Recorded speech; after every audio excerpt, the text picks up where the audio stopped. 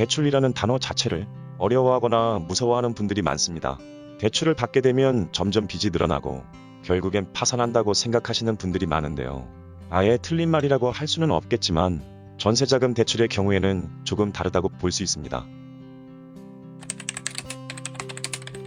전세자금 대출이란 기본적으로 전셋집을 마련하기에 있어서 부족한 전세보증금을 대출받을 수 있는 제도라고 생각하시면 됩니다. 상황에 따라서는 90%까지 대출이 나오기 때문에 거의 대부분의 전세보증금을 대출로 마련할 수 있습니다. 보통 월세 계약으로 구할 수 있는 원룸, 투룸과는 달리 빌라나 아파트 등 주거 환경의 질을 높일 수 있는 주택들까지 보다 폭넓게 선택할 수 있다는 것입니다. 상황에 따라서는 1,000만 원만 가지고도 1억짜리 전세 아파트를 구할 수 있다는 것이죠. 심지어 해당 상품들의 금리는 비교적 안정적인 편이기 때문에 웬만한 원룸, 투룸, 월세에도 미치지 않는 경우가 많습니다. 그래서 전세보증금이 모두 준비되어 있다 하더라도 일부를 대출받아 남는 돈으로 신규 아파트를 분양받거나 자동차를 구매하는 등 기회비용적인 면에서도 굉장히 합리적으로 소비할 수 있게 됩니다. 그리고 일부 전세자금 대출은 안전한 전세주택의 기준이 될 수 있는데요. 기관에서 보증이 불가능하다고 판단되는 주택은 전세자금 대출 자체가 아예 실행되지 않는 경우가 많기 때문에 믿고 걸을 수 있는 효과까지 볼 수 있게 되는 것입니다. 아직 준비해야 하는 것이 많고 경험이 부족한 사회초년생들이나 신혼부부들에게는 메마른 땅의 단비 같은 존재로 작용될 수 있습니다. 전세자금 대출은 모든 주택에 가능한 것이 아니고 임대인의 동의도 필요하기 때문에 조건에 맞는 매물을 찾는 게 가장 우선입니다. 전세 대출이 가능한 집을 선별하고 그중 마음에 드는 집을 선택하는 것이 좋습니다. 또한 대출을 받기까지 최대 4주가 소요되기 때문에 이사를 가기 최소 2달 전부터는 미리 매물을 알아보는 것이 좋습니다. 입주하고자 하는 주택을 선택했다면 다음은 자격심사입니다. 자격심사는 보통 일주일 정도 소요됩니다. 그 다음은 임대인과 임대차 계약서를 작성해야 하는데요. 계약금은 5% 이상이 납입된 상태여야 합니다. 여기서 한 가지 주의할 점은 미리 알아보고 진행하였지만 여러 가지 상황 때문에 전세자금 대출이 실행되지 않는 경우가 있습니다.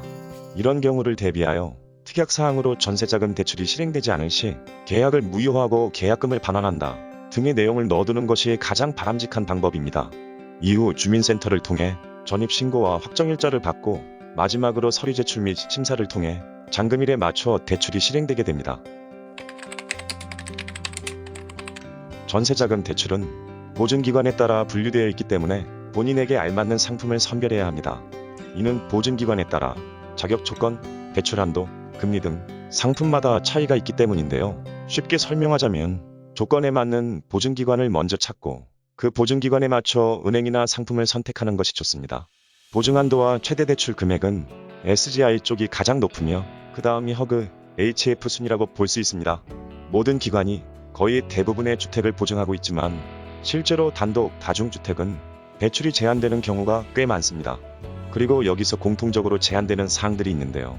만약 이러한 부분들에 해당된다면 해당 기관들에서의 전세자금 대출은 불가능하다고 볼 수 있습니다.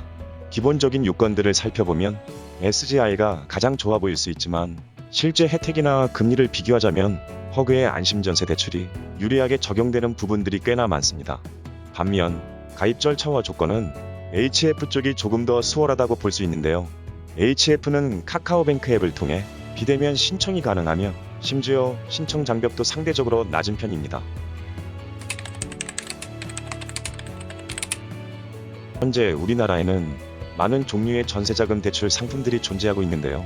중소기업이나 청년, 신혼부부들을 위한 상품들과 서울시에 거주하는 청년 신혼부부들을 위한 상품 등이 있지만 생각보다 가입 조건이 까다롭고 대출 한도가 낮은 편이라 실제로는 허그의 안심전세 대출과 HF의 카카오뱅크 전월세 보증금 대출이 수요가 많은 편입니다. 특히 허그의 안심전세 대출은 최대 한도가 4억이라 웬만한 전세들은 다 소화가 가능하고 전세보증보험까지 합쳐진 형태이기 때문에 혹시 모를 전세사고를 방지함에 있어 현존하는 모든 전세제도 중 가장 안전한 측에 속한다고 볼 수 있습니다. 그렇기에 허그의 안심전세 대출을 가장 추천하곤 하는데요. 반면 HF의 전세자금 대출은 절차 면에서 훨씬 수월하다고 볼 수 있습니다. 앱을 통해 전 과정 비대면으로 진행이 가능하며 특히 청년 대출의 경우 소득이 없어도 가능하기 때문에 정말 웬만하면 대출이 다 나온다고 볼 수 있고 금리도 비교적 낮은 편입니다. 심지어 질권 설정이나 채권 양도를 하는 형태의 대출이 아니기 때문에 등기부 등본상 선순위 권리자가 있는 경우에도 대출이 실행될 수 있다고 하는데요. 그렇기 때문에 다른 상품과 다르게 단독 다중주택도 비교적 쉽게 대출을 받을 수 있습니다. 결론적으로 전세자금 대출은 남에게 돈을 빌려주는 행위라고 볼 수 있습니다. 그렇기에 해당 주택의 위험도를 정확히 파악하지 않은 상태에서 무분별하게 대출을 실행하는 것은 조심해야 합니다. 오늘 영상은 여기까지. 구독과 좋아요 부탁드리고 다음 영상으로 찾아뵙겠습니다.